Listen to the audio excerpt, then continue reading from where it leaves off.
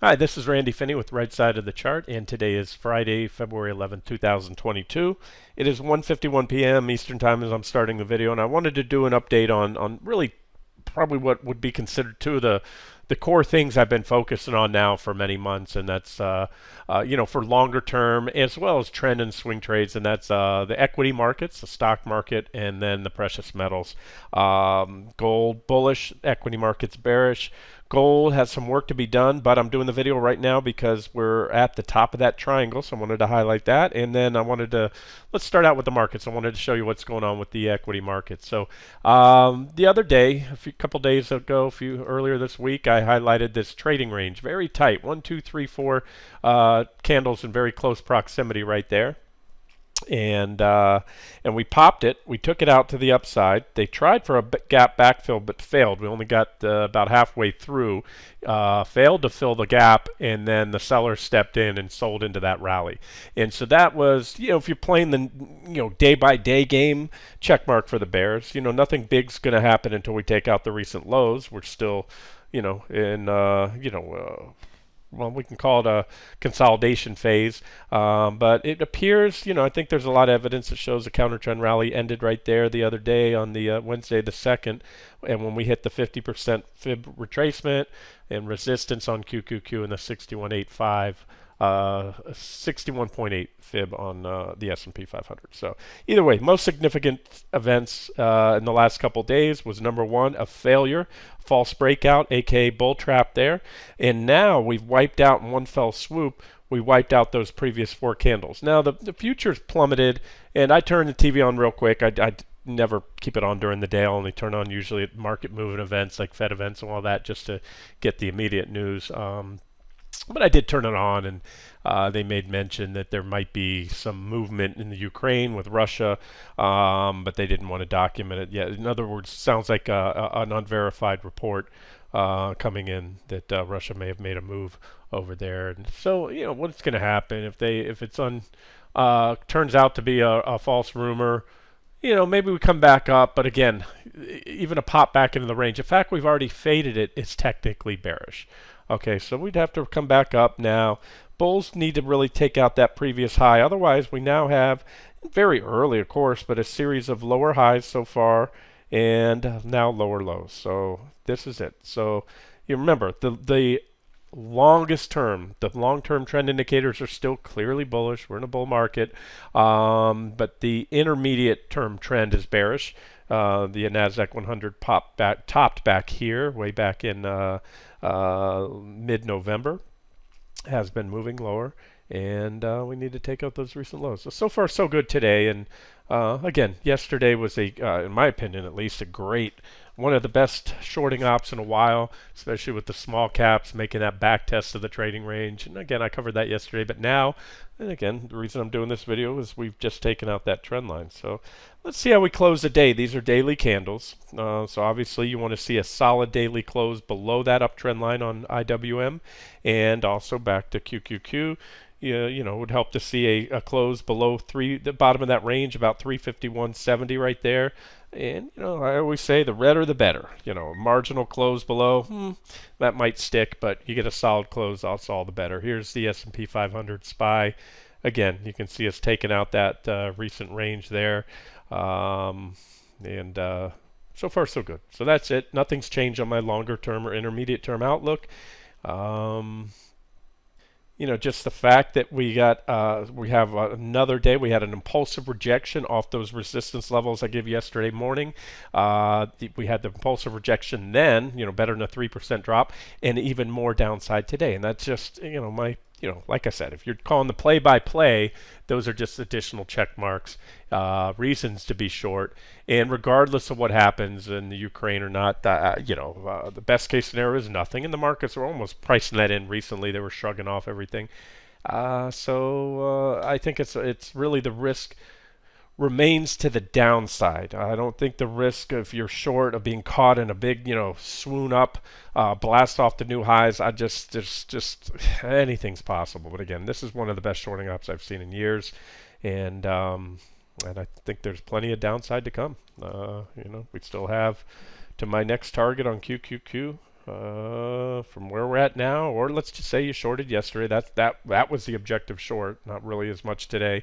You'll be good for about an 18% drop. If you're an SQQQ, as I went over yesterday, a leverage ETF should do better than 3 times that 18-19% drop. Should do well over 60, probably over 60%, especially if it drops the way I think it's going to drop, which is just when the floodgates open.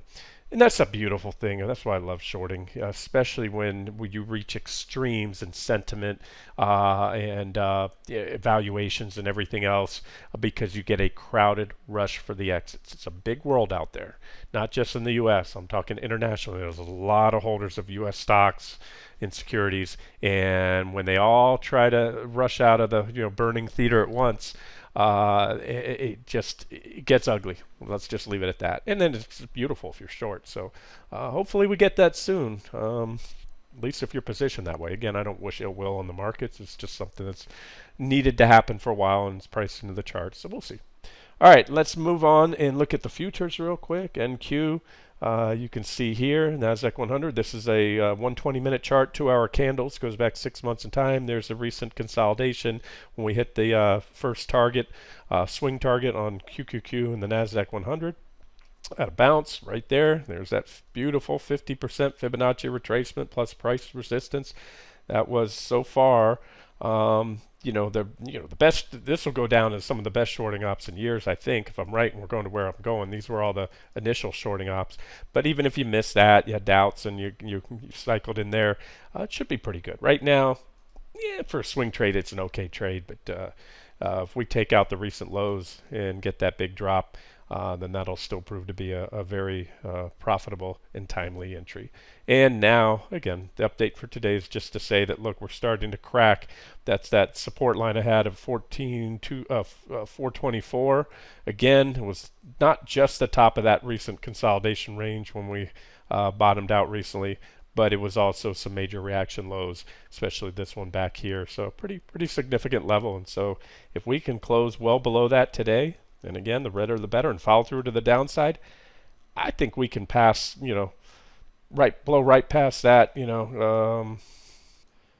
with little, if any, reaction. So again, we'll see.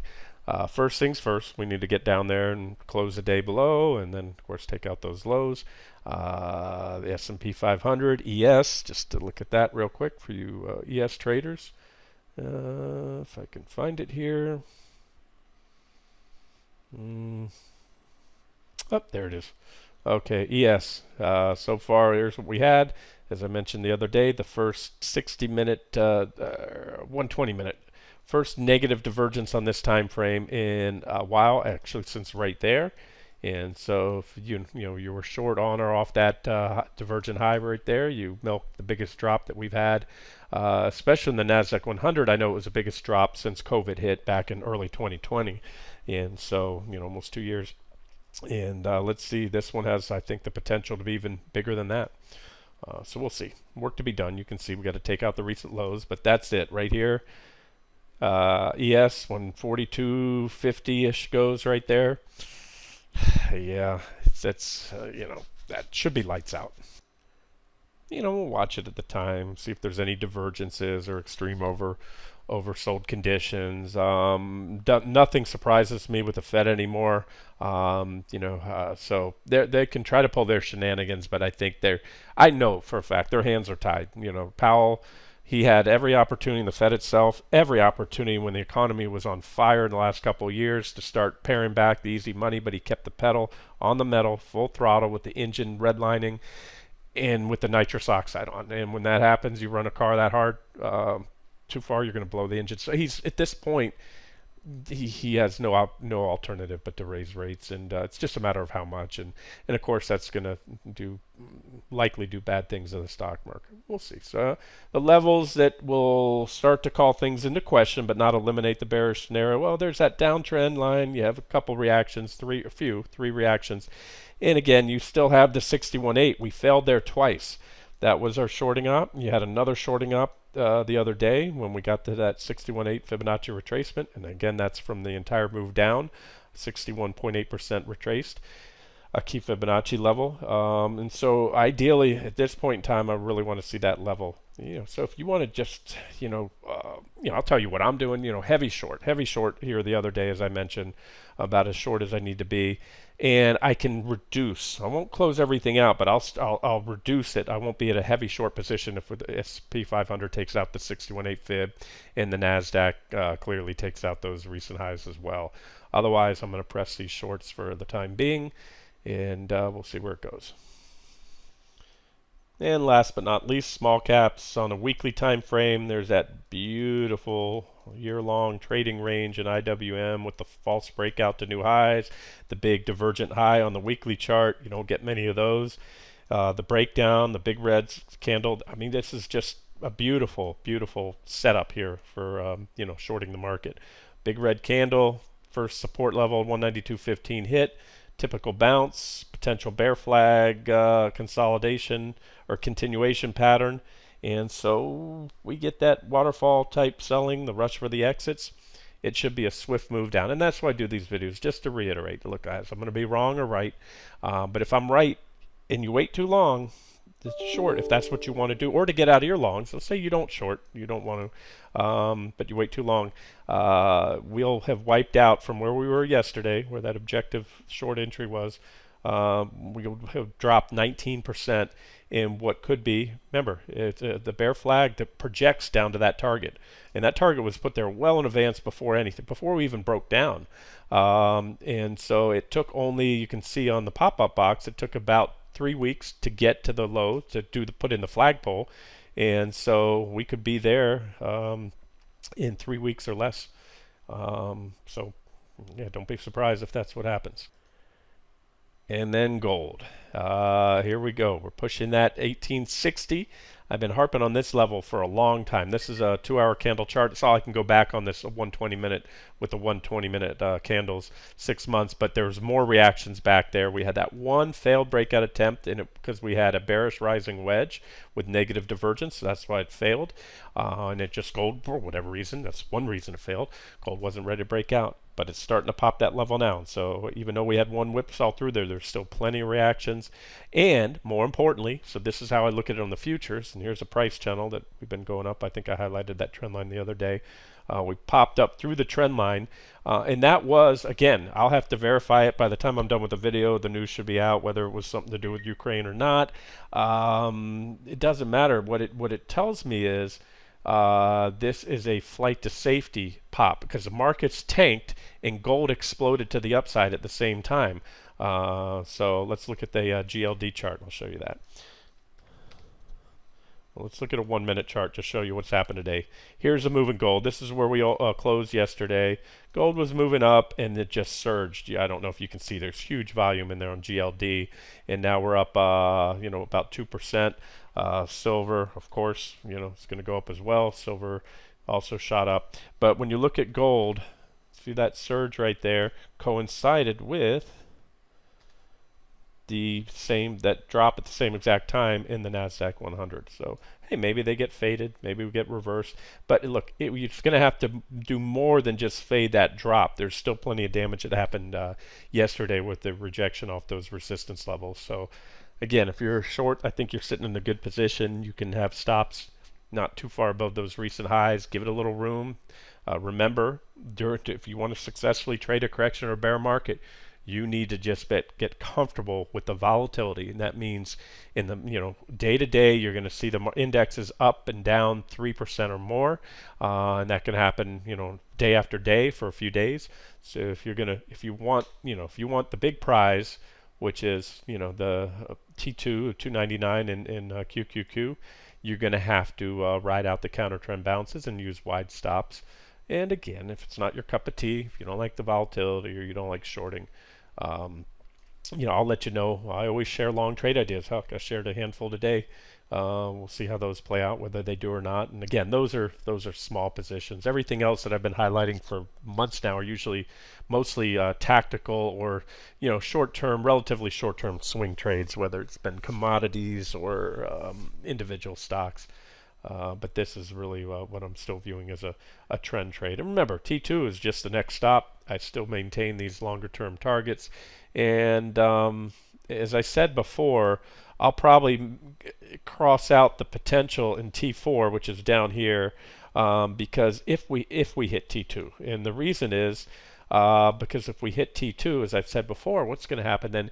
Some additional long-term indicators will roll over. I've already had some. We've had the PPO crossover on the weekly chart. We've had quite a bit, but when you start getting, especially trend indicators on the monthly chart rolling over, then you're no longer in a correction. You're in a bear market, or likely about to be in one. And so back to gold, and then I'll wrap this up because I said I wanted to keep it short. There's the symmetrical triangle right there. Remember, we have price resistance just above at about 174. It was support here, here, here. We broke it, regained it briefly, but then failed, back tested from below, rejected, tried to regain it for a few days, but couldn't. And when we lost it again, a big red candle. So I think that's a very significant level. We're taking out the trend line here. I'll show it to you on a little cleaner board right here. And there's that buy zone. Remember, we were bullish and long gold all the way up from the bottom back in 2015, December 2015. And that's where I said, look, even an investor, trend trader, I think you ought to, at least I did, sold all my gold and silver and all those positions expecting, major correction, bull market correction, gave you a buy zone, which we hit several times at the bottom of it there, and then kissed the top out a few times recently. In fact, that should be extended, and so that's it. That was the buy zone for long-term investors wanting to re-enter, a longer-term position in gold. But this is that downtrend line, the triangle right there. No, I had it drawn like this on the other board because I wanted to come in and catch these recent reaction highs, more like that right there, that line. Either way, they're coming in together, and then the uptrend line there. So that's it. So if we can just pop, again, 174 as price resistance. This is a weekly chart, so although the breakout today could do the trick, and today's Friday, we might get a close above it, but, just like I always say on sell signals with a red candle, the redder the better. Obviously, the greener the better, especially on a weekly time frame. So if you get a marginal close above, the breakout could still stick, very well may. And again, remember, we're pinching. We're at near the apex of a triangle. This is where this triangle is going to break one way or the other. And so this is about the time when it should break out, and right now we're cracking to the upside. So same thing with gold. We could get a nice rip in gold coming up. So let me look at silver for you real quick. SLV,